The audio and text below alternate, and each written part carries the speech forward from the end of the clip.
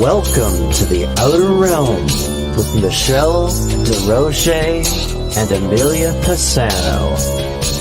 Airing live on the United Public Radio Network, 105.3 FM in New Orleans.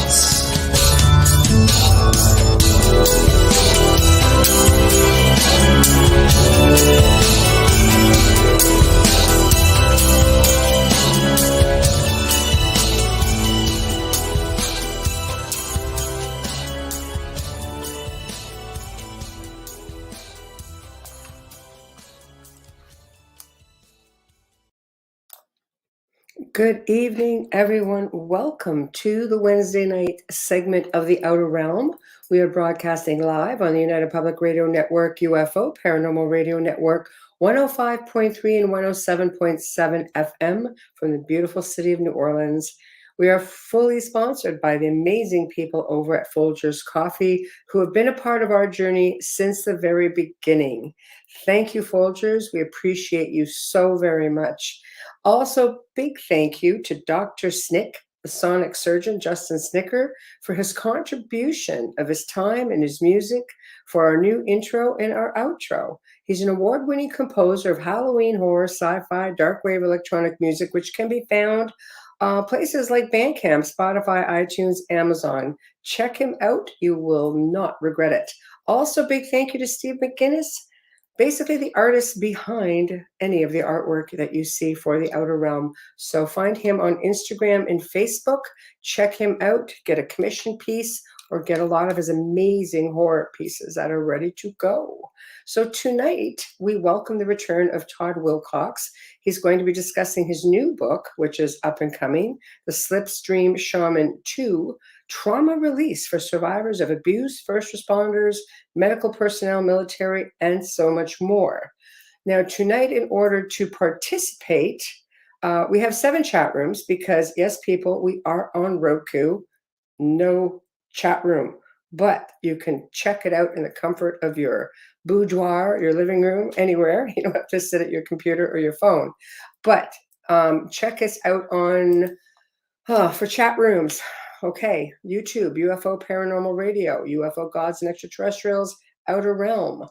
Facebook, we've got UFO Paranormal United Public Radio, News on the Flip Side, The Outer Realm, and Canada's Most Haunted. And we're waiting for Bubbles to get on. Apparently, StreamYard is not letting her on. Yes, Joe, I know. Producer's going, what? It's not letting her on. I hope we don't have a problem with the guests. Sent via email. It's telling her to go through Messenger or YouTube, and it's not successful in any way, shape, or form. Joe, if you can help her out, I would appreciate it because we just got our Bubbles back. And yeah, StreamYard is just not being a team player. Probably the best way to put it. I can't hear you, man. Sorry, I had it off, so when I came in, I wouldn't be making noise. So tell me again what they're doing. I don't understand. They're not letting her on. So I sent her the link via her email, like I do all the time, like I do with our guests. So we'll see if he ends up popping on in the next minute or so. And so Bubbles can't get, is what you're telling me. Bubbles can't get on. So tell Amelia, listen to me, baby. Facebook try to log in with my email. It'll send me a code, and I'll send you the code, and you can just come in that way, like we do. She can come in the way we do. Yeah. You just got to shake it, Mom. That's all. Uh-oh. It's not going to help our guest, though. Well, it shouldn't do it to your guest. But I don't know. I didn't have a guest on tonight, so I don't want to say that. And somebody told me LinkedIn was looping tonight. We had that problem with Dell a couple of weeks ago on something that was looping. So I don't know what that's about. If people have a problem like that, you write to myself and Michelle and let us know, because we don't know if somebody don't write to us because we're actually live. Yeah, she says she got a code. It still won't let her in. Well, you probably don't have the same code anymore. You I know, they're only good for 10 minutes, Bubbles. Try again. You need a new code. I don't know. Made it. Hey, Wayne, how's it going? Yeah, so I don't know, but I hope this actually gets Somebody told me this Wayne guy was an alien. Yeah, hey, you know what? Knock it out, man. You know what? Let's talk something fishy while we wait for the guest. Uh-oh. Did you see the message I sent you? No, I see. I was going to read it, but then I came in. I was going to read it, then I came in here because I seen There's, you was on. you know, when you look up into the sky, you see the space station, right? Yep. We all see it, right? Well, that's because you And live where there's no but stars. But okay, go ahead. no, yeah, that's hilarious. Only for 2 different nights in the last 5 days, there's been something equally as big, and just down, you know, here you've got up to the left of it, you've got the space station, and just below it, to the right a little bit, at about the 5 o'clock mark, you've got something else just sitting there. And I don't know what it is, but it's sat there for ages and What ages. the hell? And I don't know. But hey, our guest made it in. Bubbles can't make it in, I but seen our the cat. guest made it in. Hang What tight, the Todd. hell is this? I'm To sorry? keep broadcast secure, the host asked you to. The host, what did you do? Did you get mad at Bubbles or something? I just sent her It's the saying code. the host Todd is made it. asking for I that. sent Todd the same code. He's here I in don't the know. green Maybe send room her a waiting. different code or something. Here, let me send you a code, Bubbles. Let me see if this helps any. Oh my God. I don't know what that was. I haven't, that's the first time I've ever seen I that. have absolutely no idea. It's Just wait, waiting for Amelia. Try to get her on. I there don't know. she is. Todd's got the Chat. exact same code, and he's here. I've never seen that code before. That's a first. It's Way to go, Bubbles! You broke StreamYard. well, I'm kind of wondering about StreamYard, like I said, because of Dal Lessie last week was having a looping problem, and somebody said tonight on LinkedIn I was having a looping problem. So I said, I "Look, you don't want don't to hear me know. We're looping. not on That'll drive me LinkedIn. crazy too." Now we're on Roku tonight. I had Woo! all the sexy people in with me tonight. That's all I got to say. She Todd, needs you you should have to. been there, man. Whoo, you're missing out, dude. She needs you to send her the I email sent her the too. code. Let me see if she sent me a thing for the link. I got my email open too. Email. Yeah. Okay. I'm trying to be good. I It come in my got email nothing, yet? man. I Well, got nothing. I just sent her the code back to her. I haven't seen an email come in yet, so I'll keep an eye on it. Okay, so here's And a picture. I'll shut up since you have a guest. Yeah, I'm going to send you the same picture, Joe. Wayne took a picture and sent it to me, so I'll send it to you so you can check this puppy out. And this is what we've been seeing in the night sky, not moving, and I can't tell what it is. So she even copied and pasted it. Okay, so can you guys work this up behind the scenes, and maybe Todd and I can get started? Yes, throw me out, and I'll keep an eye on. I'll see what I can do while we're talking. Okay, sounds good. Thank you. Okay. Woohoo! Hey, Todd, how's it going? Hey, Michelle. Oh my gosh. I sent the same link to you, the same link to Amelia, and she's still struggling. So she's going to have to come in through the studio side, and hopefully that won't be a problem. Hopefully she just, didn't break the whole system. Yeah. Anyway. It made me come in through, it said come in through YouTube or Facebook, and I've never had to do that before. So, Joe, do you hear that? Yeah. So he had to do the same thing. So that's not cool. That's StreamYard, Joe. Get on that. It's your account. He's our station owner. So, but I'm glad you made it. This is not going to be cool. We're going to have to look for a whole other platform if this thing doesn't straighten itself out. But how are you? I'm doing as well. we wait for Amelia. Yeah, StreamYard's been very good on other shows that I've been on, and I think it was great last time when I was on. Yeah. I don't know if it's just having some hiccups now or something. Well, I think it's become very popular, and there's just a lot more people on it, and now it's just looking for other avenues to come on. But that will cause some issues. I may have to, ask some of our future guests to go another avenue. So he had to connect the same, which is, hey, she's still trying to get in. So we'll just pop her up every now and then when she has a question in the meantime. But Okay. yeah, he had to connect the same way as you did, Amelia. He was asked to come in through YouTube or Facebook. So this is obviously something new, which is not cool. But anyway, so how have you been? I have been busy. It has been crazy. The the first book, The Slipstream Shaman, using quantum healing for individuals, communities, the planet and beyond, has taken off, and I was lucky enough, honored enough to hit #1 in a few categories, and so yeah, it's been nice, and super excited about the new book. And like everything else, you think you're going to get something done by a certain time, and the universe tells you something else. That's So because you're not done yet. You probably have to add something. I think so. I do think so. So I did. I've been working on the second one, and it's getting very close. Should have the artwork for it next week, and doing some final editing and reading right now. And my editor will get a hold of it probably next week and butcher it, and then I'll have to do one more revision, and we should be ready. Maybe you need to add a section about like radio show hosts who get stressed out because their soundboard just won't let their other co-hosts come on and join them. Okay. I feel dramatic. I'm traumatized right now. I'm sure Bubbles is just having a moment on her own right now too. So why don't you refresh us a little bit on book 1, and we can then slip into book 2. Sure. So book 1, I'll show it.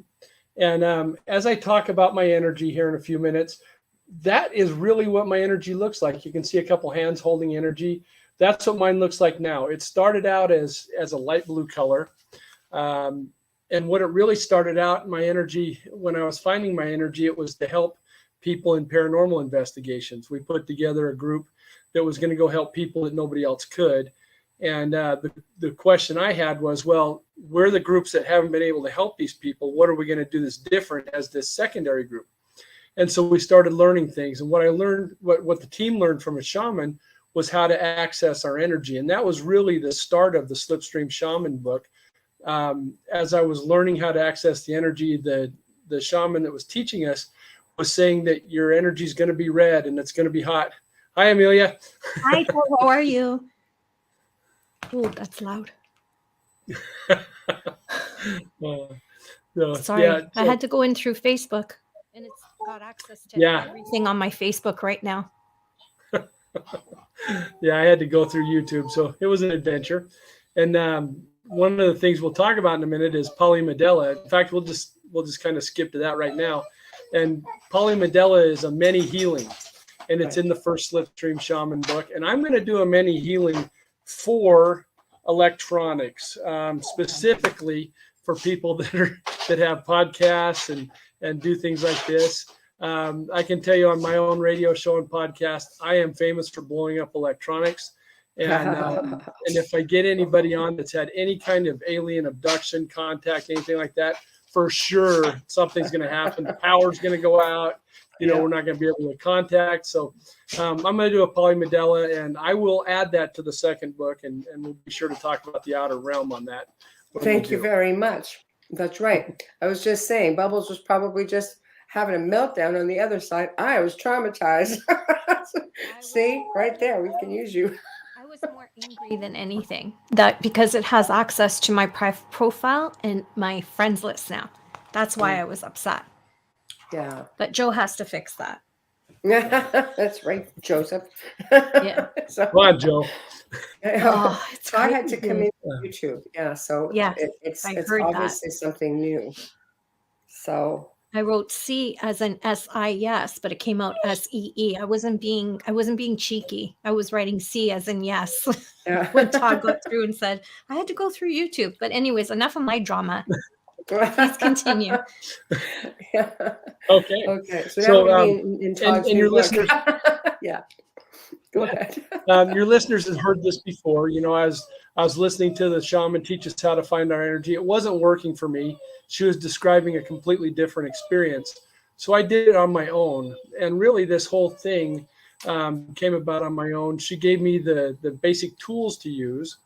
And then I found my own way. And that's really what the first Slipstream Shaman book is about, helping you find the basic tools to access a place of energy and spirit. And I call that place the quantum room. I teach you how to find that room and how to work in it, how to find your own energy and use it for protection and to help guide you and do different things. Because of that energy and because of the quantum room where I could actually meditate, I was able to find my purpose. And that purpose was to help. and people searching for their purpose that just never seem to find it. This could be the way for you to do that. And I will also tell you that as you're looking for your purpose, you may think that when you find it, everything's going to be great. Everything's just going to open up and be easy. That's not necessarily the case. You now know where you're going. You still have to find your way there. So just because it's might be simple, like mine's simple, to help, doesn't mean it's easy. I've had to do a lot of work to figure out how to help people, how to help myself, how to help animals, how to help the communities. And I'm still learning. And I'm counting on people who read the book and become part of the Slipstream community to help with that, to share what they're doing and let us know how they're helping, how they're growing, what they're doing to change the world, really, because this type of work can. And with enough of us doing it, we could certainly change the direction of our consciousness. I would love to see it raise and take us to a much better place where we're looking at the opportunities, the growth, the things we can do.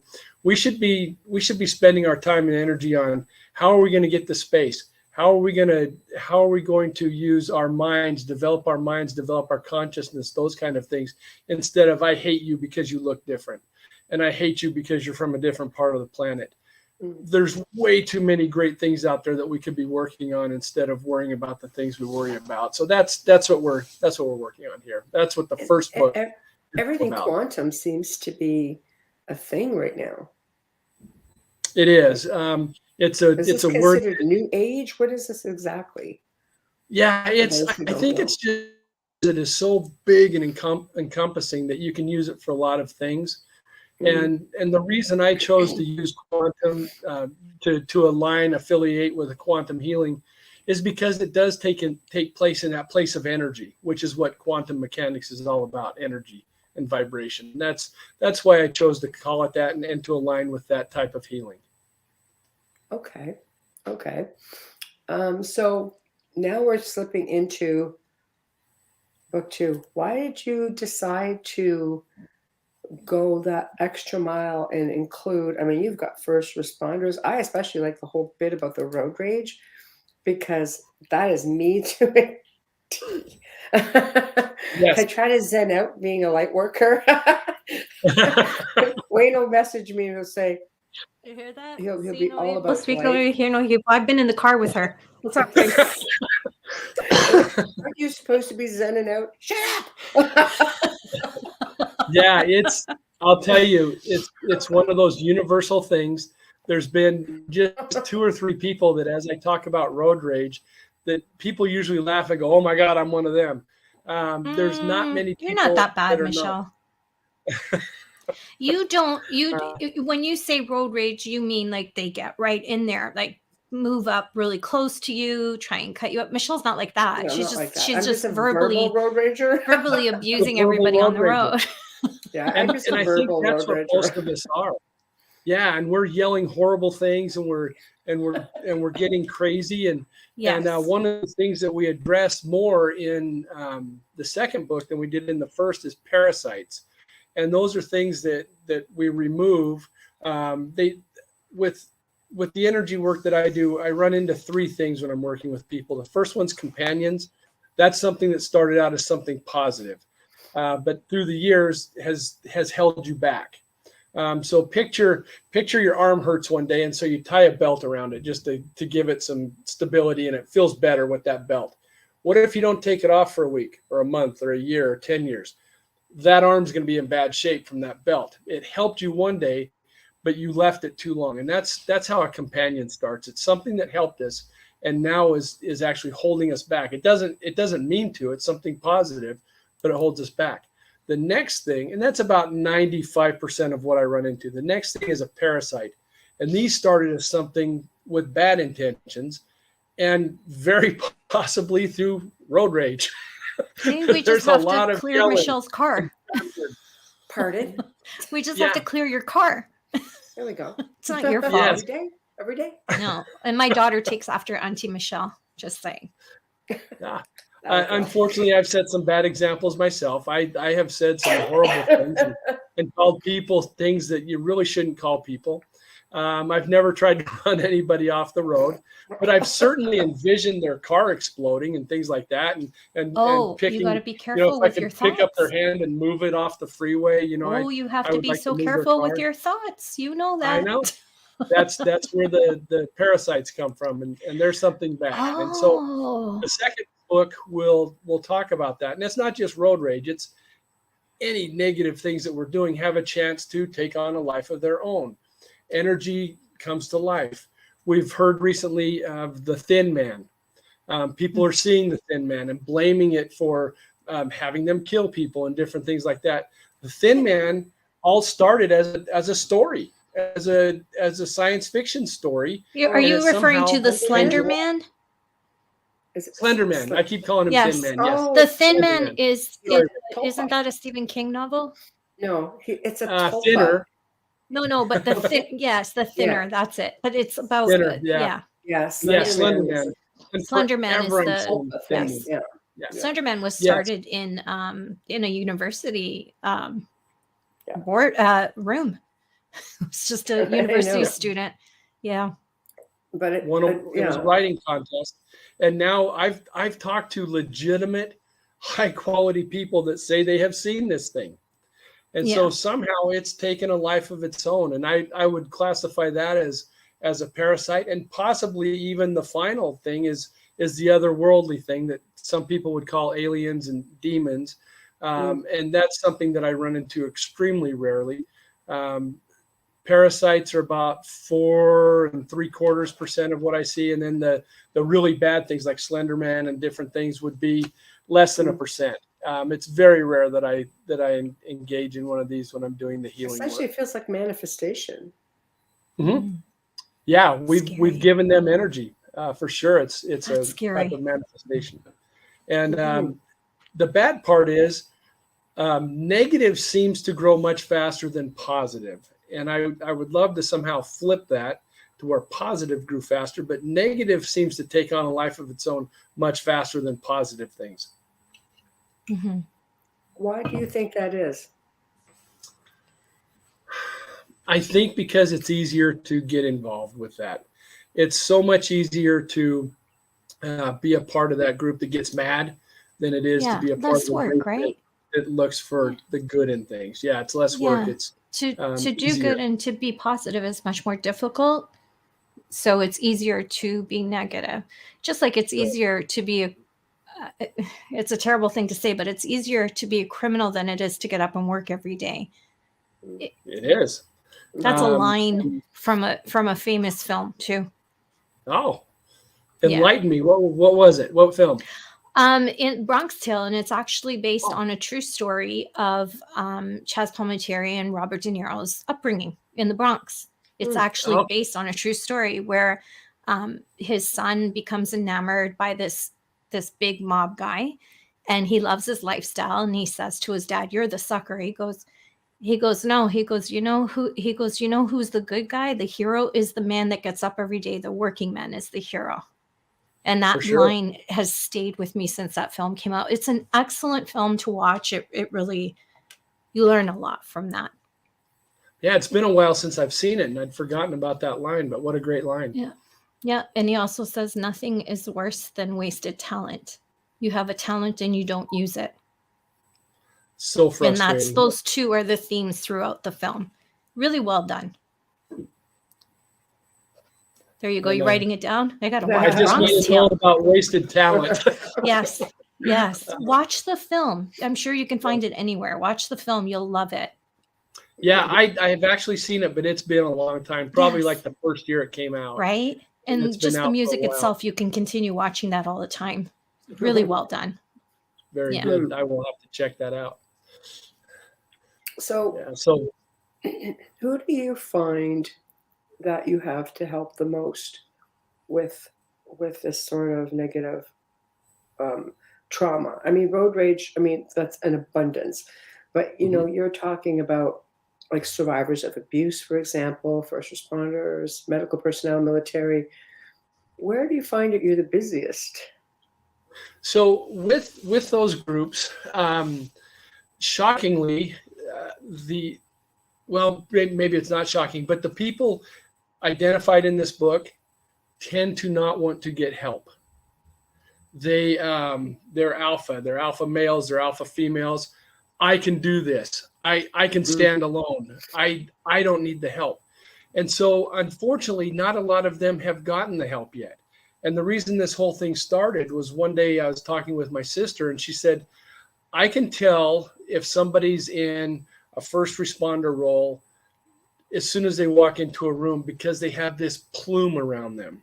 She described it as a plume, and she can just see all the things that they're holding on to. Everything from putting a Band-Aid on a cut finger to pulling parts of people out of cars or burning things whatever the horrible things that they have to see, and they're holding this thing to them, and there's this plume around them. And she asked me, is there something you can do to help these people with the plume? And that's how this whole thing started. And what we're finding is not just are they holding on to everything, but they're slowly cutting themselves off from people. They're losing the connection with their friends, with their family, with the outside world. They're very close with the people that are doing the same things they are, but they're losing an understanding with the outside world. It's an understanding. Sorry. Yeah, no, you're absolutely right. And so, unfortunately, I find that I don't help these people very often. But the people that I do help are from all walks of life and all around the world. It's amazing.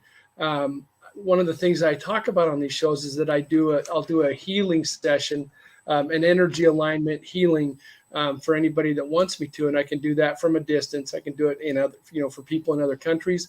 That's become so popular. I just want everybody to know that I'm over 2 months behind right now. I can only do so many a day. It just takes a lot of energy out of me. I could only do 3 a day at first. I've gotten to where I can do 10 to 15, but I've just been absolutely overwhelmed. It's an avalanche of people asking for help, and it's across the board. The kind of work they do, the things they ask for. It's anything from they can't sleep at night to pain, and that was another reason for this book. The trauma release, which is the biggest part of this book, allows people to start healing. When I was in high school, I had a hernia, a bad hernia. It was huge, and I was embarrassed to talk about it. I didn't tell my parents about it for quite a while. I went through a wrestling season with it, and I saw a movie about testicular cancer, and I thought, oh my God, maybe that's what I have. So I finally said something. Turned out I had a massive hernia. They immediately, it was like the next day I was in surgery because it was so big. Excuse me. And during that operation, I actually died. I left my body and watched part of it, watched the doctor screaming at the anesthesiologist screaming back. A nurse runs out of the room. There's total chaos. And then I got sucked back into my body. And I wasn't awake for the rest of it, but I slept through it. I was under anesthesia, and I was out only for seconds, but I was gone, and it caused chaos. The next day, the doctor was making the rounds, and this was in the 70s, and a hernia operation, you were in the hospital for a week afterwards. And they were making the rounds, checking the incision. And when I asked the doctor about it, he went pale and said, no, that didn't happen. None of that happened. And I never saw him again. Every other day, each day I was there, a doctor came to see me. It was not him ever again. It was different surgeons.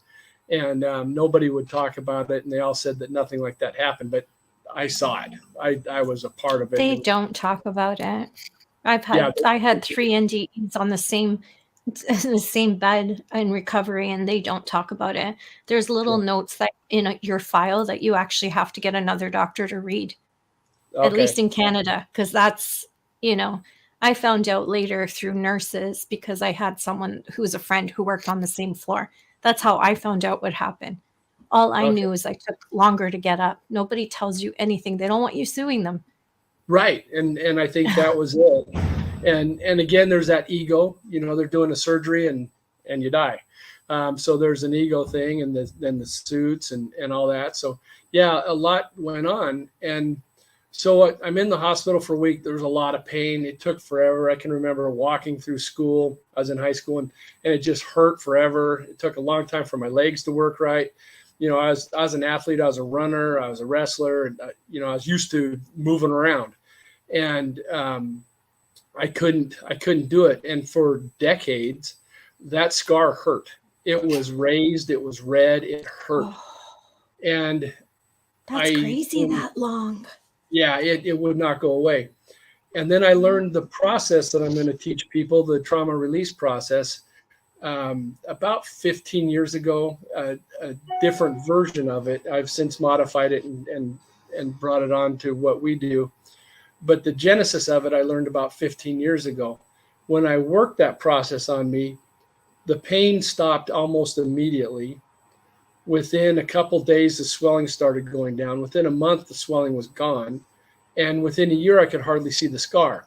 Now, this is something that I'd had for over 20 years that bothered me. And a hernia scar is right where your belt is. So it's always in contact and always painful. And this thing went away.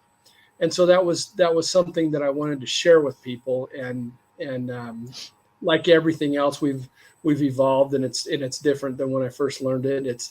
I always try. Somebody challenged me one time, with any process you do to help people heal, if it takes you 7 steps, see if there's a way to do it in 5. And so I'm always trying to refine things and cut out the missteps. I like 6 Sigma and lean technologies where you cut out steps and cut out deficiencies. And so that's what I've done with that process to get it to where it's much more efficient than it used to be, but with the same results. And I'm a believer because it helped me. And it's not just physical trauma, it's emotional trauma. You can go through just about anything that's hurting you and remove the emotion from it. It still happened. You're not erasing it from your memory. You still have it, but you've taken the emotion out. You've sucked that emotion out, and now you can heal. You're not attached to it. Exactly. And so now you can heal. And that's really what this book is about, finding a way to release that trauma and heal and move on. How does that affect you, Todd? Like, what does it do to your body, your physicality, your mind when you're doing this type of healing? That's a great question. So when I'm doing the healing, I am in such a wonderful place that I'm getting good air. I really should come out of these hyper energized because, I'm breathing right. I'm in a state of meditation. But there is a part of it that takes my energy. And I think that is, I'm so concerned about making sure that I'm helping people. I want everybody I work with to be helped. And what I need to remember is not everybody's going to be 100%. Just the fact that we're working on somebody, we're going to get 1 or 2% for sure. Something's going to improve, something's going to change. We know that again through quantum mechanics, the observer effect. As soon as you put energy on something, it changes it. Mm-hmm. And we're putting positive energy on something. So we will change it. We will make it better. Now, is it going to be 1%, 2%, 100%? That's what we don't know. And I think I put a lot of pressure on myself because I want every single thing I do with everybody to be 100%. And that might suck my energy. And I think that's a really wonderful question, Amelia. Thank you for that. I hadn't really thought about it before, but yeah, it does take it out of me. After I do about 10, I can no longer concentrate most of the time. Sometimes when does it become too much for you? That's what I mean. Like you're giving so much of yourself to do this kind of work. It has to have an effect on you. Reiki masters have to rest and have down periods as well. So that's what I was wondering. I'm not a Reiki master, but I know people who do Reiki and they're exhausted with some of their clients. Absolutely. Yeah. And you feel that exhaustion and you just have to get away and get away from it. And for me, there's nothing I've found that's a super fast recharge. And that's something that I need to find. So that I can maybe you're not meant to rush that though. Maybe you're meant to recharge in a certain way. I think remote viewing is exhausting. And I think that some things, there's a reason for it so that you can be better the next time. Yes. And one of the great things about shows like this is I take a lot of notes, and it's not uncommon for me to leave a show like yours with 1 or 2 or 3 pages of notes of things that I want to investigate. And this whole thing about recharging is a big one. And we talked about something else a minute ago that was a big one. So I get great notes, and I really appreciate I'm it. You glad. two are wonderful hosts. I love comparing those kind of notes because I'm a medium and a remote viewer, and Michelle can tell you I get exhausted and drained when we have a lot of clients. Like people we're helping. I don't want to call them clients. They become friends, and it's hard sometimes because you can't not help them because they're in such dire straits, and there's so many of them. What do? You can't turn your back on them, so you keep working. But the more energy that is drained from you, the less effective I find that I am personally. So for me, I have to recharge. Even if it's like an hour or later on that day, it makes a big difference for me. Without question. That's why I was curious how it works for you, because you work differently, but you're still using energy. Yeah, and it takes a lot of my energy. I am worn out after it, and thankfully, the processes I do go very fast. I work with other energy healers, and I think sometimes they're frustrated with me because they want to do, when we get together, there'll be 3 or 4 of us getting together to work on a case, and they want to go for 45 minutes or an hour, and truly, I'm done in about 5 to 10 minutes. And I think that becomes a frustration with them because it's so fast. But I also think that it's 5 to 10 minutes physical body time where it might feel like I'm doing an hour in the quantum time. So it's different. But what I do is very different than what a lot of people do. And sometimes it's difficult for us to work together. We still want the same common end, but I think sometimes we struggle to figure out the way how we can work together. One of the beautiful for everyone. I was just going to say that, but Michelle knows because we work together. Yeah. And one of the guys is the Reiki master, and sometimes all he does is just send me energy while I'm doing these things. Imagine how that depletes him. Yeah. You know what? And I hadn't thought of that, but yes, it probably wears him out. He's given me 35 to an hour, 30 to an hour of energy while I'm doing these other things. And I didn't even think of what it does to him. So no wonder you're recharged. Yeah. Recharge is something that I definitely need to look at, and maybe that's for something down the road. The next book I would like to do is I don't know if it'll be 2 books or 1, but I really want to do something for kids and also people that are getting to the end of their life. How do they deal with it? How do they help their family deal with it? That's one of the things that I run into as I'm doing these healings. Is I have the opportunity to work with people that are getting organ transplants, and many times my daughter just had one. Oh, and everything came out. She just had a kidney transplant really well, thank you. That's why I was off for so long. Yeah, kidney transplants are becoming so good.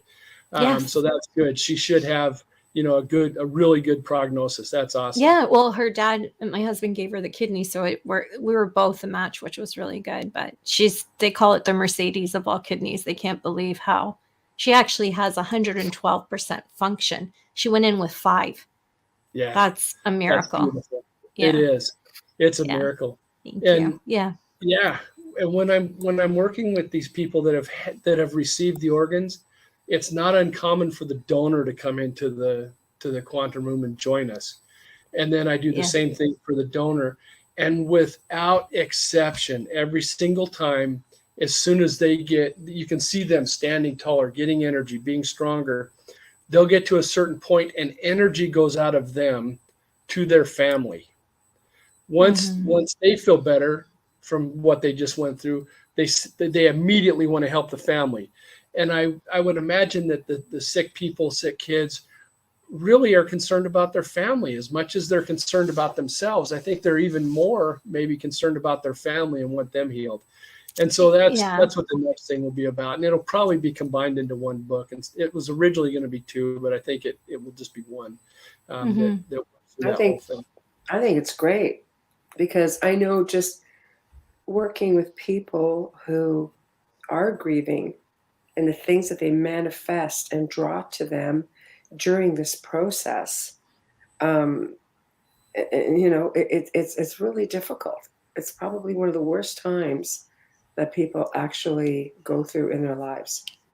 Yeah. And sometimes, you know, people grieve for a really long time. Not that there's any time limit on it. I always say there's no time limit on grief, but some people just never seem to come out of it. Depends on the relationship with the person too. Oh, And sure. what stage of life, because I've lost people at 3 different stages, you know, and I've grieved them all differently, and your role in their life too. So, but definitely, with you, major surgery causes depression and causes you grieve, and you don't even realize that you're grieving. Everybody who's in the, you know, the heart of it goes through it, and that would be incredible work if you can help them heal after the fact, because even heart surgery, people go through, it's known to have, you get depression. It happens through anesthetic. All kinds of things happen. You know, it really changes the way your body functions. And it takes time to go back mentally and physically. Right. And the way you interact with your family and your loved ones really changes too. The dynamics between parents and children, the dynamics between spouses, those things really can take a beating during a big operation, a big illness. And I would really like to address and help with that, and see what we can do to alleviate some of that. What do you do when you come across someone who doesn't really know where the trauma is coming from? Let's say past life. Let's say one example, past life. Let's use another example if we want to go really out there. Abductions, you know, alien abductions. Things are going on. You know, they just have no idea it's happening to them. How do you know where to start? How to focus your energy? So when I'm working with somebody without their input, what takes place is, you can see behind me, the wrong way, there's a picture of a dog, and I have a team, a spiritual team that helps me, and the leader of that is a beagle that I had quite a few years ago, and she could find anything. That dog could sniff out anything. She had the best nose I've ever been around, and she will track it down, and we don't always know what it is, and we don't always know why it looks like it does or why it is. You know, she'll remove what looks like a rag from around somebody's heart. Then we find out that the person has heart trouble, and now they start to heal. And that's why I like to go into it fairly blind, because if I know too much, my brain is trying to steer us towards what I think is the right thing. The logic mind, yeah. Yes, and so what I want is for spirit and energy to kick in, and that's where the dogs help me find what's going on with the people. And sometimes, you know, it might be something on their back, but it really correlates to their leg. Just like a nerve, you know, you'll have a pain in your back from a nerve, and you've actually pinched something in your hip. Things like that happen. But as soon as I describe it to them, within a day or two, they'll go, "Oh, that makes sense. That's where this thing happened," you know, and they can put 2 and 2 together. So many times I don't know what the problem is, and neither do they, or where it started. And we don't always need to. We know that there's a manifestation there, and we address that. And it shows itself in different ways. It might look like a stick or a rock or a bird or a, you know, who knows what it looks like as we're working with it. And we remove it, we heal it, and let it return to its natural energy state where it, you know, these are things that want to help for the most part. So we return it to that place in the universe where it can help again. So yeah, we don't always know. There is timeline regression therapy we can do, and many times that will find if it was a past life or you know, what's really fun and amazing is many times it's a past life on a different planet. That's people fun. know me. Oh, that's so cool. But yeah, I don't have all the past life work I've done, not a single thing has been on this planet, and nothing that I've been can I recognize. I've been a water creature. I was a thing. My favorite one was I was this thing that had, this is my watch, and my arms, legs, body, everything looked kind of like that. It all kind of moved that same It's like way. Terminator. In segments. Yeah. Yeah. And and it's always, all I ever get to see is the end. I get to see like the last minute or two of that life. I haven't, lived the life. I just see the end. And I can remember my hand going down, watching my hand, thinking, well, that looks odd. And the three digits, and all of it segmented, sort of like that. Didn't look metal, but it was all segmented and moved weird. Another time I kind of looked like a turtle with great big bowed out legs, and a spear thing went into my neck and killed me. And so, just odd things. I've never had a normal one. You're sounding a lot like Avatar, Todd. You were Dr. Octopus, but you're sounding a lot like Avatar. I mean, I watched it a long time ago. Don't hate me. I'm not a sci-fi person. But yeah, I just remember everything being so weird and different, right? Yes, and that's what my stuff has been. It's just weird and different. Crazy. And people that know me believe it. Because, if something's going to be weird and different, it's probably associated with me. Who are we to say that you didn't experience it? We don't know. I'm positive that I did. But when I do other people's, I've never done a regression for other people that they weren't human in their lives. And I would also like to throw out, I'm not entirely sure it's easy to say past lives. I'm just used to it. I kind of feel like it's more of a concurrent life. When I'm working in that place of energy and spirit, time doesn't exist the same way. And so when I'm writing my experiences down, I'm using present tense, past tense, future tense in the same sentence about the same thing. And it makes no sense to people that understand English, but the words are correct for what was happening. And so I think time, when we get outside of our body, instead of, we look at time as lineal. Like if you took a spaghetti noodle and you pulled it straight, that's what we think time is. I think time is more like if you take that same noodle and just kind of wad it up in your palm, and different parts of it are touching at different times. I think many of these things are more concurrent than past or future lives. I think they're all happening now, and we don't understand exactly how that all works. What about like even, ancestral imprinting, DNA imprinting, memories of our ancestors? Let's face it. I mean, we all share that DNA. So if you have something traumatic happening to one of them, could that affect someone that you're asked to help? And how do you remove that? So what I think is happening is that trauma is coming up the line, the DNA, and it's affecting everybody. And when we do these healings, and we get the person that I'm working with right now, we remove that item, we help it heal, we help that person heal. What happens, and it's the 7 generations, I'll talk about that in a second. But what happens is the healing that you do now goes backwards. And I think I'm moving the wrong hand, but it goes back in time, healing ancestors, and then it shoots forward in time. And that's where you get that slipstream effect. Just like when the semi passes you on the freeway, it pushes you off to the side, then sucks you back over, and you get behind it. And now you're going faster than you were, but your RPMs are lower. You're going faster, using less energy. Something like that happens. So you heal, and it goes to the back, to your past, and then shoots forward into your future. And I know like a race car. Like a race car. And I've just been talking about that they might be concurrent. So I really don't understand how time works, but we seem to be doing that. At the end of each healing session, I invite their 7 generations to come in and connect with them. And this is 7 generations of their past, 7 generations of their future.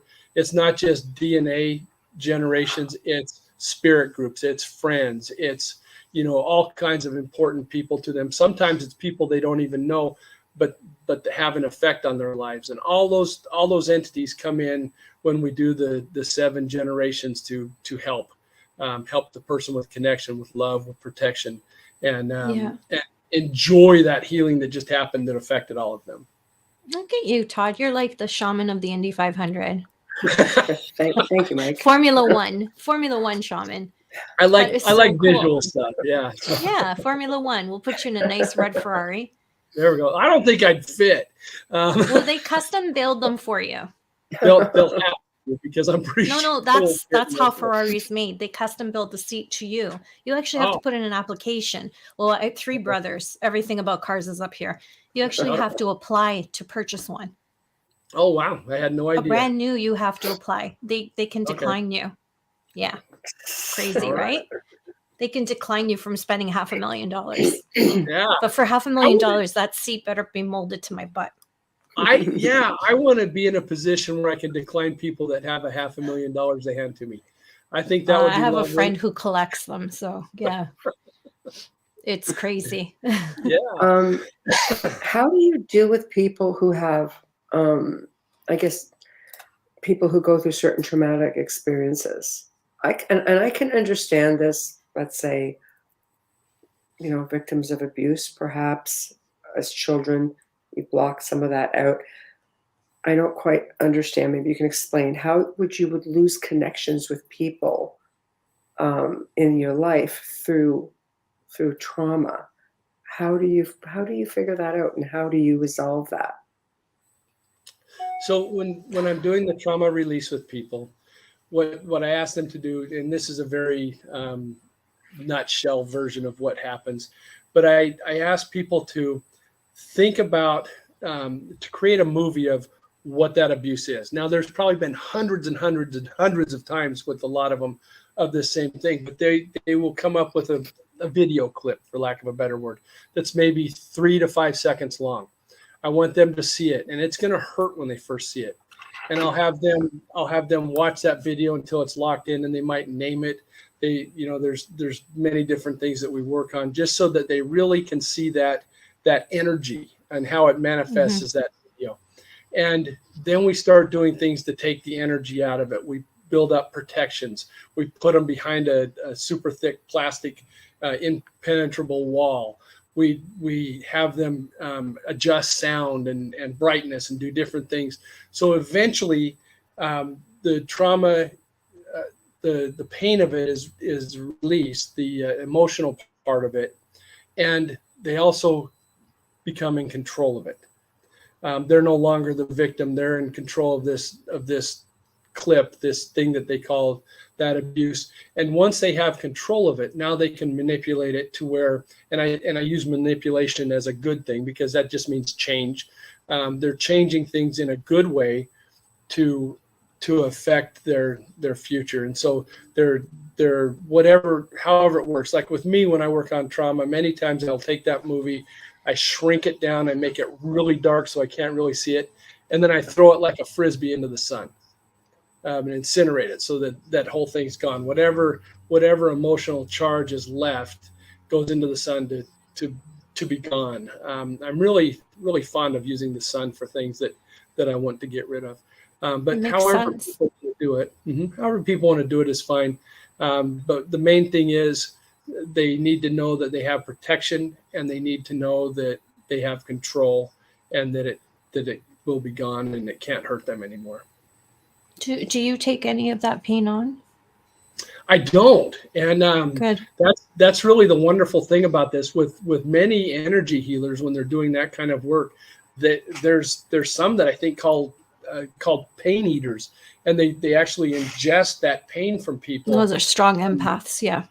Yeah, and I am not set up to do that, and I can't say I envy those people, but I do respect them because that is a lot of pain that they're taking on, and a lot of negative energy and that they have to deal with, and it's really a wonderful thing that they're doing a wonderful service. Some people have even ended up becoming ill, healers who work physically with people. I knew an Indigenous man who, it sort of got passed down to him from his elders, and he was an RCMP officer, and he stopped all of that when it came time for him to take over this responsibility, I guess. And he was so gifted, but he was always taking on just beyond the traumas. Like he would heal people of cancer and things like that. And he would be sick, physically sick for days, throwing up just black, just goop, I can't even imagine, the physical aspect of all of that work. And again, that kind of leads to that plume we were talking about earlier, where they're taking on everything they've seen and been involved in, and they're so strong they can handle it, but it eventually gets them, and it has consequences with family, with friends, with their own health, and that's where this whole book came about, is that seed my sister planted, talking to me about the plume that she sees on first responders, and truly it can be first responders, medical people, people in retail and in restaurants that just take abuse after abuse after abuse. All those people hold these things, and it weighs them down and it hurts them, and that's what this book is for, is to help those people that have had the abuse. So you could help those people as well, going through the physical Absolutely. aspect of everything. So That's incredible. What happens then, if you've got like this individual that I knew who's constantly physically sick, and you go in and you help someone like that, does that come onto you? It doesn't for me, and I wonder if it has something to do with intent, because I've never had an intention of taking that on. Where I believe that these strong empaths that are the pain eaters set that intention that they're gonna take that on from the people, and what I do is I release it. I release it back to the universe in a way that can be used as a positive. Now, many of these things want to be positive, and once they're released from that problem that they're causing right now, that energy goes back to doing positive, good things. And then the rest of it, I encourage to become some kind of a fertilizer. Much like cow poop would be used for fertilizer. That's where we send the other things that don't return to a natural positive state. We send that to be fertilizer. And so, no, I don't take any of that on myself. I don't have the gas. I would like the real. No, I guess not. Yeah, that's a lot of responsibility. That's a lot of responsibility. When you're dealing with people in the military, for example, you have a lot of veterans who, they hang on to this stuff. They can never unsee some of the things that they've seen. If you've had to take a life, you can't take that away. How do you deal with somebody in that situation? Yeah. So again, we're not making it go away. We're not making them forget, but we're putting them in a place where they can discharge that emotional part of it. So they still know what it was. They still were a part of it, but it no longer has that emotional impact that hurts them. We discharge that, and we put them in control so that they still have the memories, but they no longer have that pain. And how many times can you do this in one shot, or is it continuous work? Most times we can do it in one shot. Now, what happens is we take care of that first thing. Well, now something else is strong enough that we can see it. You don't always know what's next. You see that with sick people. They fix the blood clot, but now because the heart's pumping better, it damages something else. And and so you do see things like that where you fix the one thing and now something else moves to the front and you have to deal with that. And so you might have to deal with 5, 10, 20 things. It's really hard to say. Sometimes they will all lump together and be done in 1 or 2 tries, but sometimes each one comes up and you deal with it. Another thing you run into is you do this, and sometimes people will say, you know what, that was a big part of me. That was part of my identity. I want it back. Oh, so it becomes you see that with the pain. It becomes such a big part of their personality. They're attached to it. That it's an bring attachment. Yes. So that that one's a tougher one. How do you help them know that that doesn't need to be a part of who they are and part of their personality anymore, and let them move on? That's a tougher one. Wow. I never really thought about that. Yeah, that's really tough. It's like you become so conditioned. It's like people who have, I'll slip into the paranormal for a moment, people who have some kind of an attachment of sort, malevolent entity that's just consuming you. Sometimes it's almost like, what do they call it? The Stockholm syndrome, where you just are so used to being a certain way that when you remove it, you have this huge sense of loss and you don't even know how to exist or carry on without that. Is it similar to that sort of situation? It's very much like that, and I ran into that so many times in the paranormal work. You would go in, you'd help the person, they would get rid of whatever was attached to them, stalking them, whatever, and then they felt bad. They were no longer special because that was gone. They no longer had that adrenaline. They no longer had that thing to talk about, and they invite it back, and then you have to start all over again. And so you do run into that. One of the things that we know is that nature abhors a vacuum. So the big process in Slipstream Shaman 1 is once we remove something from somebody, we fill that area with love for healing. And the same thing with the thing that we remove, the companion or the parasite or whatever, is when we remove it, we hit it with cleansing energy, and then we just fill that thing up with love. Now, sometimes those parasites will revert back to something positive, will change to something positive, and then they'll go help the universe. Sometimes there's just nothing positive to those things, and all that love just makes them dissolve, and they're gone, and they're no longer anything there. Right. Wayne has a really amazing comment. Wayne says, it's been my experience that big problems are more often than not a multitude of smaller issues, all intertwined with one another. Tackling the issues as a singular problem rarely yields results. And that's what I was talking about a minute ago. We go in and we look for what we think it is. We get rid of that. If the problem's still there, something new arises and we work with that. And then something new arises and we work with that. So sometimes we are done in 1 or 2 sessions, and sometimes it's 5, 10, 15, 20 as more and more things come up. And yeah, Wayne's exactly right. That there's so many things going on that if you try to do, what many times you think it's only one, and you work on that and you get results, but then it comes back. And that's when you start finding the new things, the nuances, and start cleaning them up. Wow. Yeah. It's like, Wayne's right. Yeah. Yeah. Okay. So then, is it something that you can, because your first book basically is like a handbook to teach people how to do this. Is this your hopes that you can, work with healers and other shaman to try to sort of make this a household word sort of thing?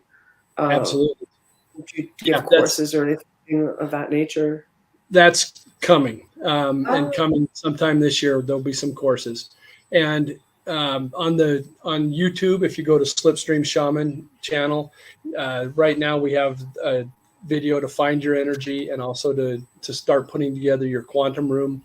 And there'll be more. There'll be examples of how we do the trauma release, different things like that, so that people can start learning there. And then we'll do some classes. It'll probably start as online Zoom type things.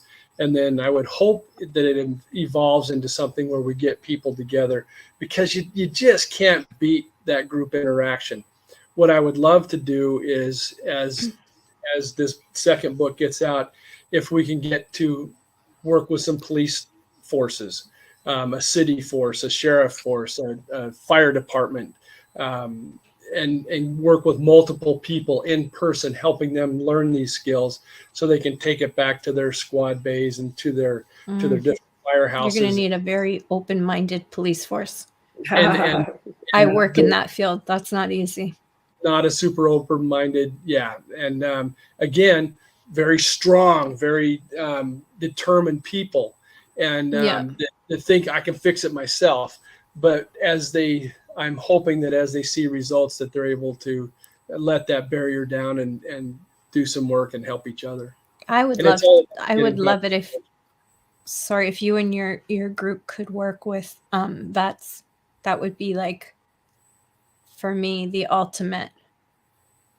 PTSD is so sad and it ruins lives, and I just would love to see that enforced there somehow, because they're so dismissed when they come back. Yes. It's really sad, and they really don't have any help. Even in Canada, they're so dismissed and just ignored, and it's just sad.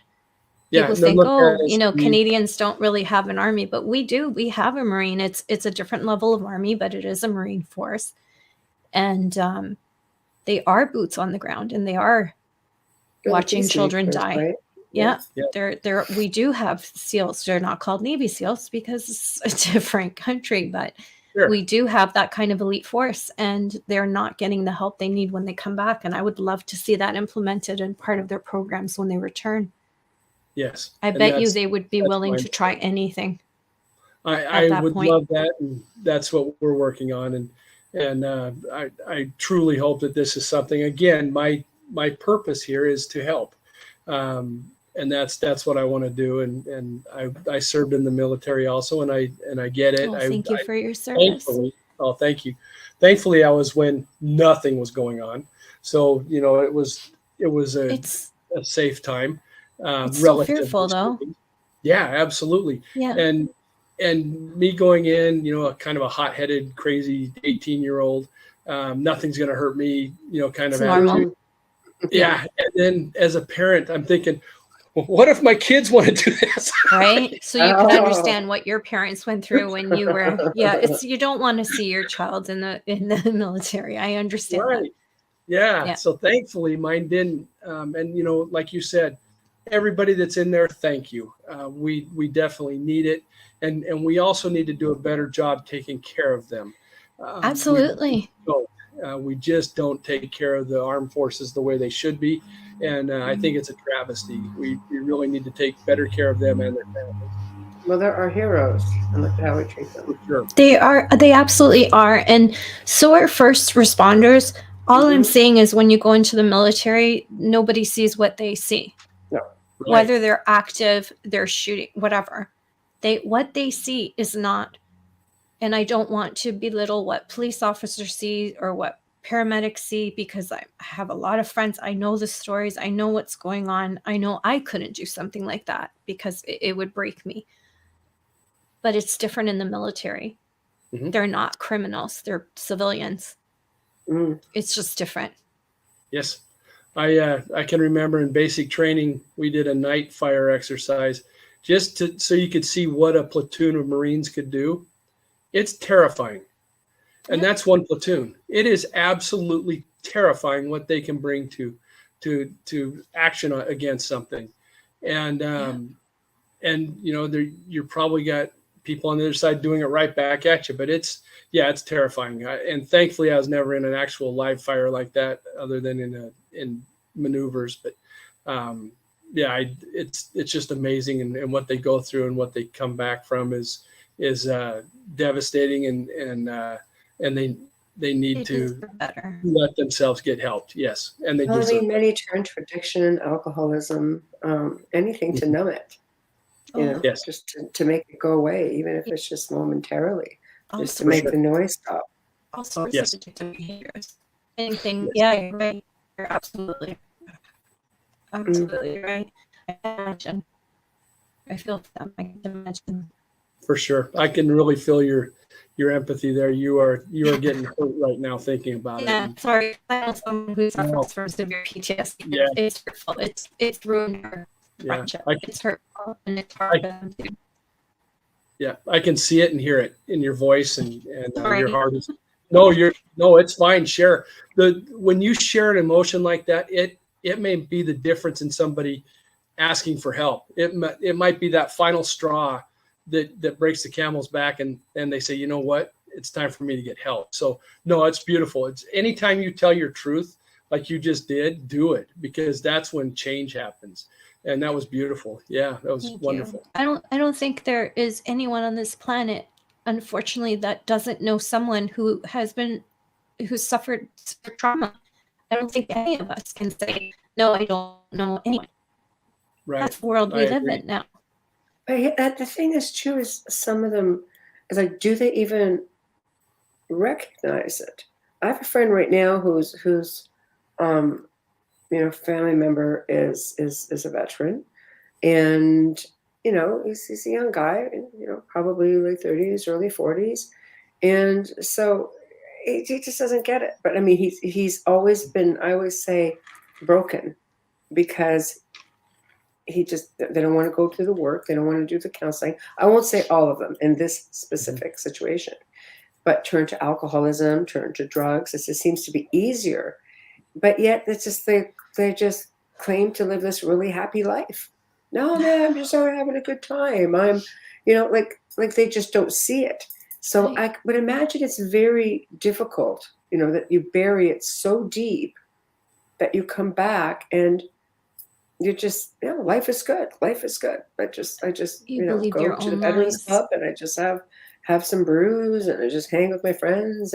But meanwhile, the life, in their family life is just falling apart, because there's that degree of intimacy where your partner says, hey, this is a thing. No, it's not a thing. It's like what you were talking about earlier, that no, I'm a good old boy. Yeah. Right. And they're looking for any way to stop that noise, stop the thoughts. And when they, and it could be food, alcohol, drugs, sex, anything that helps you be fully present for just seconds, even you're going after. And that's where those things get a hold of us and really, really cause the trouble. Right. It's heartbreaking. But I'm so glad there's someone like you who can help them and take that without hurting yourself. Yes. That's important too. Yes. It would be nice to see you. Do you think moving forward that you could design a program for, let's say, administrators that work with people of all walks of life in each genre that could sort of step in and do this? Because you're like one guy. And that's the hope, is that as I train people on what I do, that not only they do that, but that they grow it and we share it and we all get better. And so, I'm hoping that there's going to be, hundreds or thousands of people out doing this kind of thing to help people. The people that I can't be the only one whose purpose is to help. And so as I find those people that are looking for the same thing, and we train and we teach each other, because I know for sure that I don't have the end all thing going on here. We're going to develop this thing, and it's going to get better and better and better. Every day I feel like I make some kind of a breakthrough. And when we have hundreds and thousands of people doing this, the sky's the limit on how we can help and what we can do. And that's truly, administrators, other trainers, however we set it up, where as long as they're helping people, I think we'll get things much better. You start a whole movement. You have to keep doing radio shows too. Exactly. Get the word out there. And if you're listening, please share this link so Todd can help maybe someone you know. Yes, absolutely. I'm with Michelle on that program thing. Yeah. Go ahead. Sorry. And the book's not quite ready yet. But if anybody, a couple things they can do, just keep an eye on it. If they follow me on Instagram, they'll know the second that it publishes. That's the fastest way. But if anybody wants to send me an email and say, Todd, I want the book when it comes out, what I'll do for them is, for the same price that it'll be on Amazon, I will send them a signed copy. As long as they're in the continental U.S., I can send them a signed copy for that same price. Okay, so 1 second. I'm going to just post. Hold on. I'm gonna put up on the banner here. Let's take this one off. Let's put this is your Instagram, right? Okay. Slipstream Shaman and Instagram. or probably the email is the best place, slipstreamshaman@gmail. I can keep better track of that than I've been able to at Instagram. Instagram's great for me to tell people what's happening, but I struggle to have good back and forth communication on it. Okay, so I'm going to put this one up just for now, and I'm going to get your email and do the same in a moment. Perfect. Because you got Twitter as well.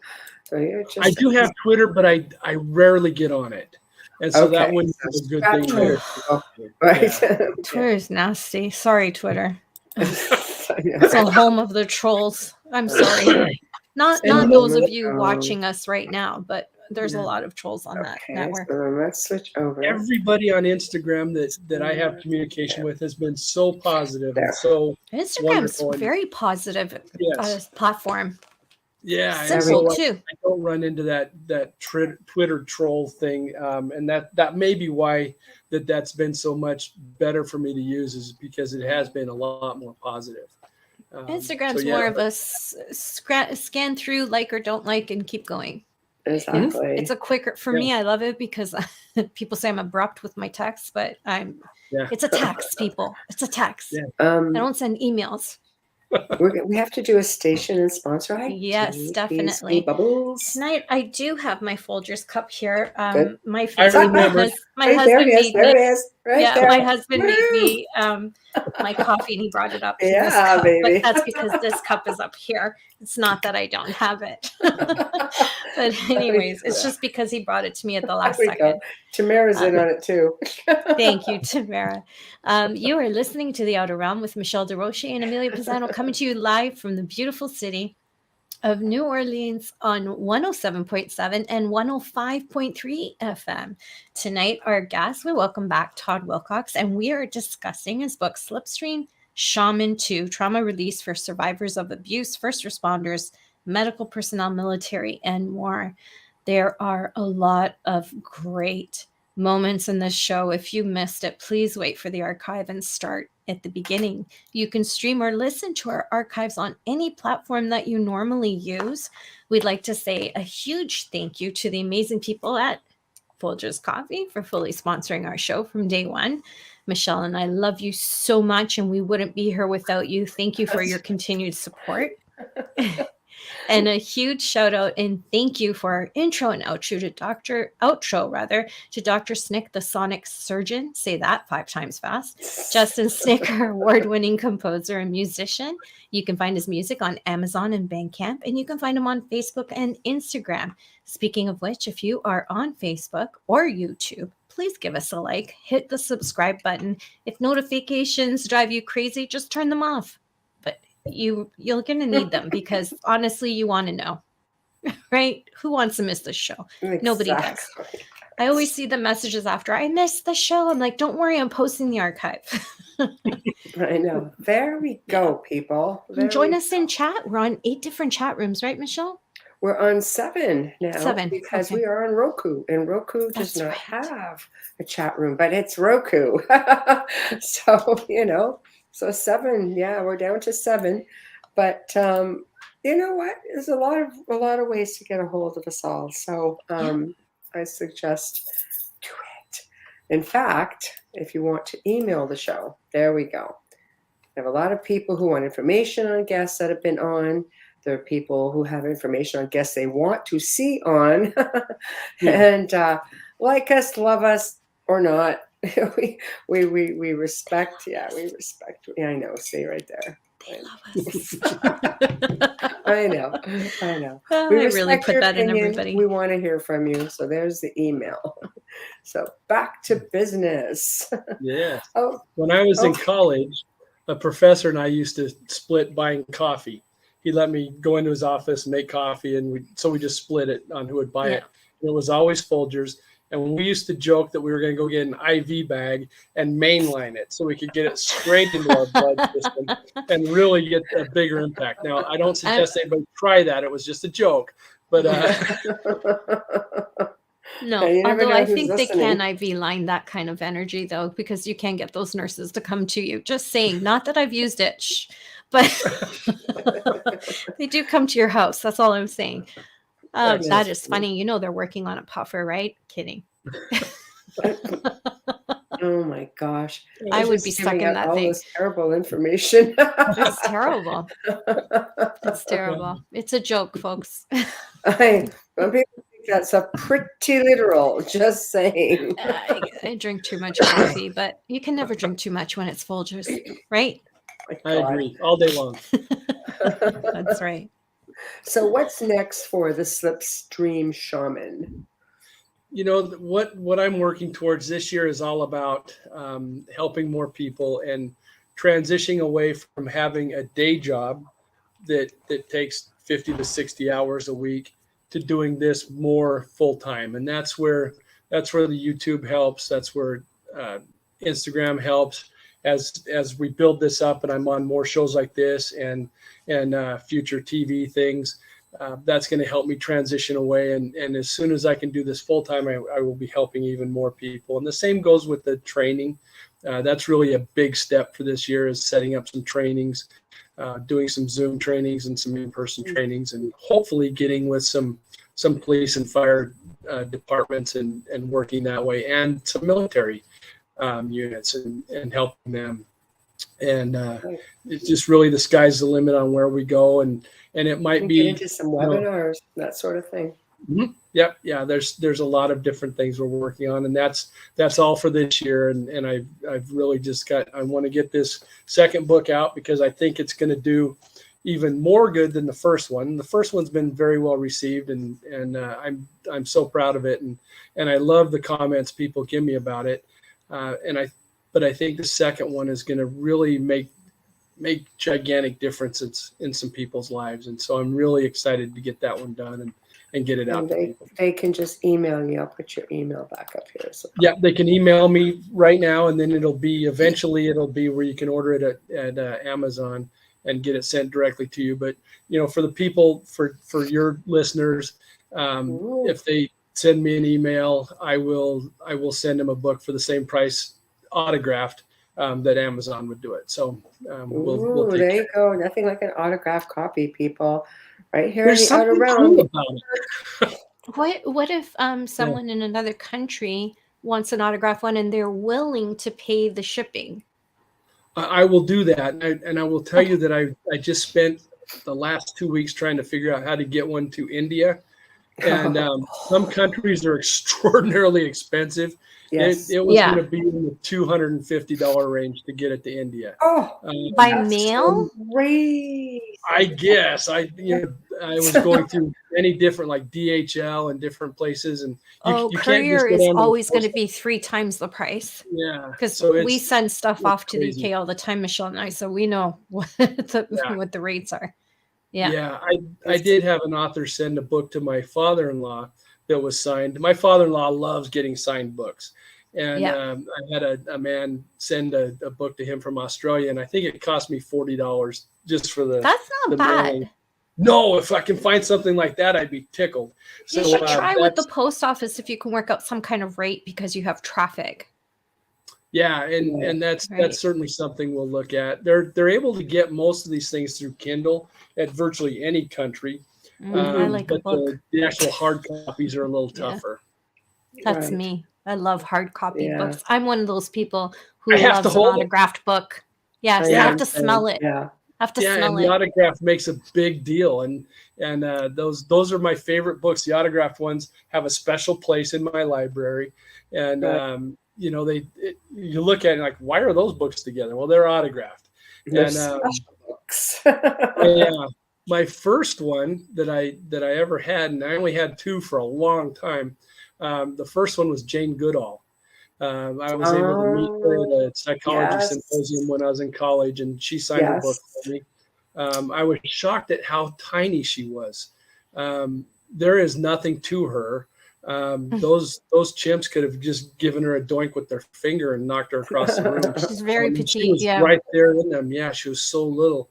And then the next one I got was like 25, 30 years later, and it was a comedian that recently passed away named The Amazing Jonathan.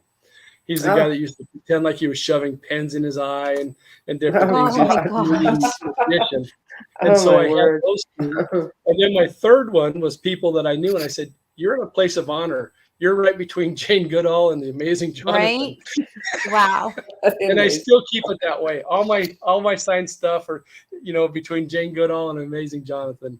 And I'm really fortunate because I have three friends who have autographed signed their books, and I just adore them. They're right on my bookcase where everybody can see.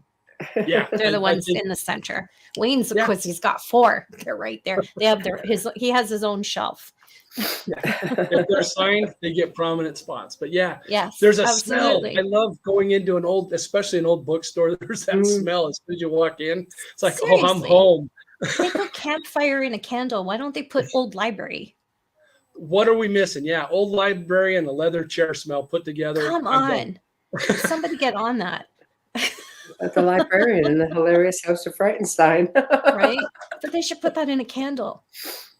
For sure. That's true. Library Why not? smell. People love the smell of books. That's why you hold them and you feel them, and I don't know. I just love them. I do too. I like to pretend that I'm on Star Trek when I'm holding a Kindle because it does look like something Picard would hold. But truly, I would much rather have a book.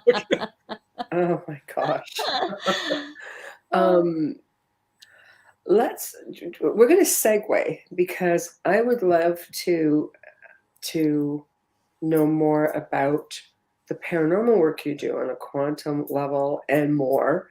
And we would love for you to come back on the show in the future to talk about the paranormal aspect of all this, or crypto, or UFOs, the whole gambit.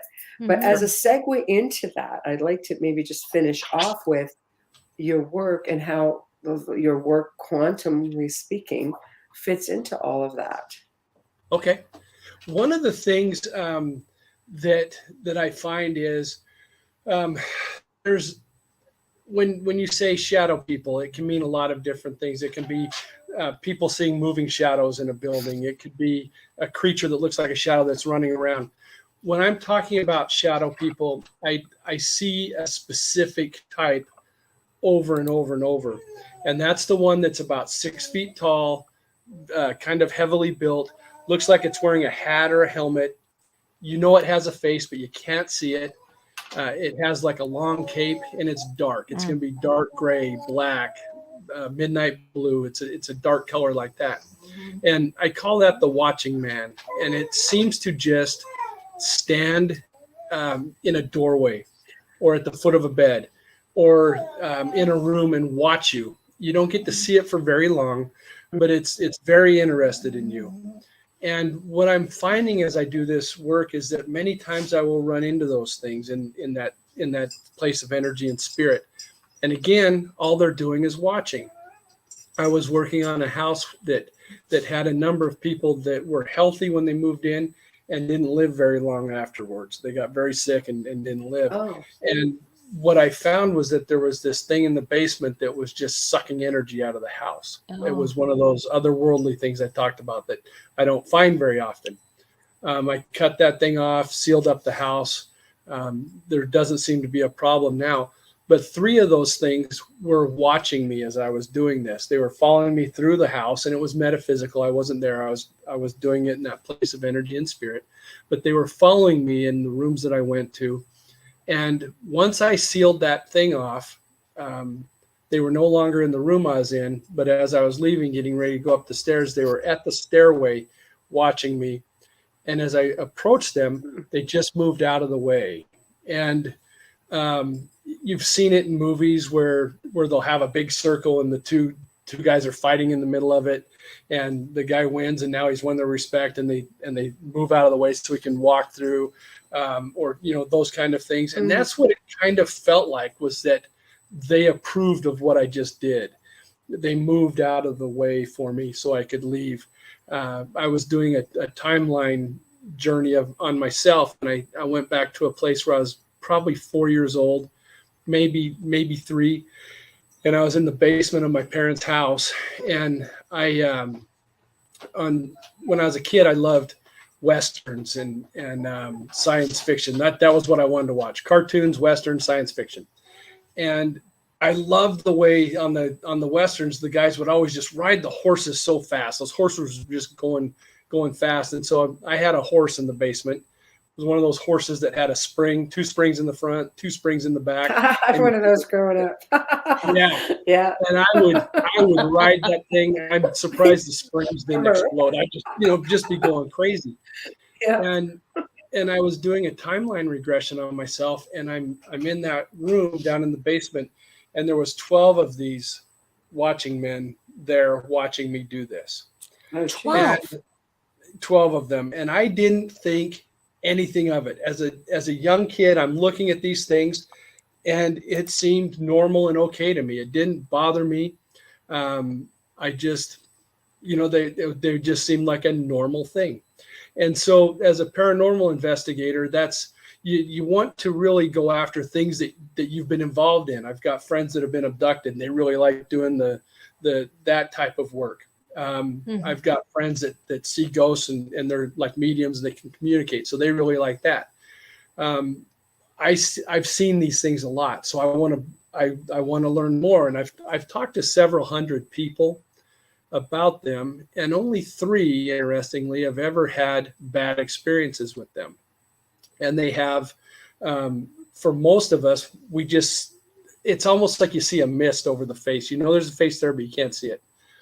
But these 3, and other people have talked about this too, will see glowing eyes, usually red or yellow. And that's what these 3 men have seen. And here's the funny part about these 3. They're all retired police officers, all very much alphas, all very much the guy that runs in when everybody else runs out. And they see these things, and it scares the crap out of them. Of course. Where the rest of us see these things without the glowing eyes and just for the most part think, well, this is interesting. What's going on here? But when they see those things with the glowing eyes, it scares the crap out of them. And these are guys that don't scare. But it's ominous. They can't control that. They don't know what it is. And they're used to knowing and being conditioned and trained to deal with and assail it. And they don't know what to do when they see something like that. Yeah, it's out of their element. And so absolutely. But it just is funny to me that of all the hundreds of people that I've talked to about these things, the 3 that have seen the glowing eyes were all police officers. And I believe it all happened, that their experiences happened while they were still officers. They're retired now. Oh my gosh, yeah. Them and the paramedics have like the most insane experiences. Yes. Did you think about with paramedics, all the death that they're around a lot of spiritual energy. Absolutely. Where people are in and out of their bodies. Fear. And fear. Oh Lord, That's strong. The fear energy that hits them has to be just insane. Well, even the patients that they're helping, they're in a state of fear. They've either been in a car accident, a heart attack. It's something. It's obviously it's an emergency. So that state of fear, that energy is so strong. It imprints. Coming from the patient, coming from their family, coming from the paramedic. Yes. There's absolutely, Todd. Yeah. So what do we think? What do you think they are then? Obviously, something that feeds off this sort of energy, this fear, this anger, let's say, negative sort of emotions. Sorrow. Yeah. So when we're talking about the ones that I see, I don't feel any kind of danger or scared or anything. It's curiosity for me. And most of the people that I talk to, though I call it the watching man. Yeah. And because they just watch, they don't scare me. Now the 3 that saw the ones with the eyes, there was a lot of fear coming off that. And maybe it's because they need to feed on that fear energy. But the ones that I see and that I've come in contact with and that I've talked to people about, I am not sure what they are. They may be the manifestation of a remote viewer that's watching me. They may be. One guy told me this is one of my favorite stories about them. He was laying in bed, and he looked down at the foot of his bed. He wakes up, looks down at the foot of his bed. He's got sleep paralysis. He can't move. He sees one of those standing at the foot of the bed, staring at him. And then it just walks through him, up through his body. And now it's behind him. So it's like it's in the wall. And as soon as it's behind his head, my friend's perspective that told me about this changed from looking forward, watching this thing to Now he's up there. He's looking through this thing's eyes down at him. And he gets this thing in his mind that says, I am you. And he thinks that it's possibly him in his life review. After you pass and you do that life review, he had the feeling that that's what was going on, and he was able to somehow contact himself during different. that. See, some people believe shadow people could possibly be time travelers. Could So be time. is it a dimensional thing? Maybe this person in a different life or dimension. I've never heard the theory of the life review thing. That's interesting to me. I wonder if there's more than one type of shadow. I mean, we see it in the paranormal definitely. as something, as a negative entity. Maybe, we're Definitely. categorizing it in one group, and it shouldn't be. Yes, there could be hundreds of things like this. And I think you're dead on with that. Something I would also like to talk about with the paranormal is the team I was on, we got plenty of the EVPs that said get out, okay, and F you and things like that. But far and away, what we got was positive things. I've had probably 30 to 50 recordings of the word love. Many times. We love Todd. I love Todd. And it would really drive my partners crazy because it was never I love Karen. It was I don't get those kind. And, I get the see you next Tuesday comment. Yeah. And so it was funny how positive all these things were. Another wonderful EVP that I had, and I didn't even realize what was happening, was I was on a dance floor at a private club. We were doing an investigation in it, and I'm standing in the middle of the dance floor asking questions, and I hear this sentence, and I don't know what it is, and so I'm running it backwards, I'm running it forward, I'm slowing it down, trying to figure out what it is, and nothing makes sense. I send it out to my team. Hey, what do you think this is that I picked up? And one of the girls spoke Italian and said, something just asked you to dance in Italian. And so I'm on the dance floor. Something wants to dance with me. Now I can't dance. Yeah, I kind of, I can do like a Frankenstein shuffle. That's as close to dancing as I can do. I would have tried had I heard it in real time. I would have tried to dance with this thing. But yeah, we've had so many more positive EVPs than negative EVPs. And I don't know if that's just our mindset, our intent, if we're bringing that energy to bring in the more positive things. But far and away, it's been more positive. Now, those type of EVPs don't sell TV shows. Get out, kill you, and things like that sell TV shows. My type of EVP sell imagine TV that shows. Something negative. Something negative gets people to watch. But truly more positive by far than negative. And we've run into a couple things where we're very negative, but for the most part, everything's been very positive in our It's recording. refreshing to hear that. I'm so happy. You're just such a joy. You are. You're so much fun. Coming from a Bubbles, that's pretty good. Yeah, I love that. You weren't Bubbles the last time I was on. This is the 1st time I've heard this. Yes. I know, it's true. It's true. It's funny because we just nicknamed her that because she was just so bubbly, Well, and it just she pulled stuck. into my driveway and I'm dancing. I know. Waiting for her and I'm doing the moves. I'm just Bubbles. that person. Yeah. Excellent. Or bubbly, or we've got like the bubble unit, and we've got The bubble unit, Bubbles Bubbly. unit. There's a soft drink named after me now. I know. See? There we go. So, although Michael Bublé's trying to take that one, but yeah. That guy, yeah. Oh my gosh. Well, we're nearing the top of the hour slowly. So again, tell everybody, when do you think the new book will be ready to go? I should have the cover work in about 2 weeks. In a perfect world, it'll be out before the end of March. And that's really what I'm shooting for, is to get it all wrapped up. With the cover art, that seems to like bring it alive. When I did the other book, as soon as I saw that picture, it was like, it's done. This has to get done. This cover is too cool not to have it out to everybody. And so, yeah, once the cover art gets done, and then it's just my editor will have to shred it a little bit, and she does a great job, but then I have to go do the things she tells me to do. So I would really like it out before March is over. Right. Fingers crossed for you. Yay. And the best way to get a hold of you is, of course, Email's the best way to get a hold of me, but the best way to keep up with what's going on. And anytime we do a polymedella, which is a many healing, we did one for road rage. I've got one in multiple in this new book. I want to sign one for Michelle. I always let people know that about those things first on Instagram. So to keep up, Instagram is by far the best way. And then keep an eye on YouTube. Also subscribe if you would, and like it, so that you can see what we've got going on. And we'll do, again, it's free stuff. Go there, see what kind of work we're doing and developing, and be a part of it. So I would say Instagram at Slipstream Shaman, YouTube Slipstream Shaman, and then the email slipstreamshaman@gmail.com.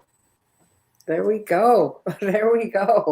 Well, thank you so much for joining us. It was just very informative. I'm sitting here just like hacking my face off, getting over a head cold. So, bear with me. I'm just like, I know. I'm just. No, I feel so bad for you. She's never sick, but when she is, holy crap. Oh, I know. It just hits me, honestly. And you were nice enough to. Yeah, sorry? You at least you would mute yourself when you did it. I just hack for everybody. So. Oh my God. But I'm the one saying, I never get sick. Oh my God. I have a grandson and who's it's over. Very, and I'm just like, oh, of course I'm going to hug and kiss you. Oh, yeah. All of a sudden I'm just like head cold. It's like having toddlers all over again, right? I know. It's like little sick when you have kids. My darling. And they always want to smack you right on the mouth. Oh yeah. The gift that keeps on giving. I love him. Yeah. It's like, okay, whatever. But it was a pleasure having you join us, and I will be in touch with you. I'll give you links and everything like that once we're done with the archives, and we'll book you again maybe for this summer. We'll just incorporate all this into all of this paranormal and crypto stuff that you have. I think it'd be a lot of fun if you're willing. It's so much fun. Yeah, being on with you too is just a blast. You're so much fun. Thank you. Yeah. Thank you so much for being here. I'm glad I didn't miss it. There we go. Me too. Yeah. Well, thank you. And I'll be in touch. All right. You take care of yourself. Good night. Thank you. Thank you. Good night. See you later. Good night. Good night. Bye. Well, we have come to the end of another fantastic segment here on The Outer Realm. Big thank you to our guest, Todd Wilcox, for joining us. Big thank you, of course, to Folgers Coffee, who has basically been with us since day one. So very, very appreciative. And thank you to Mara. Poor Michelle.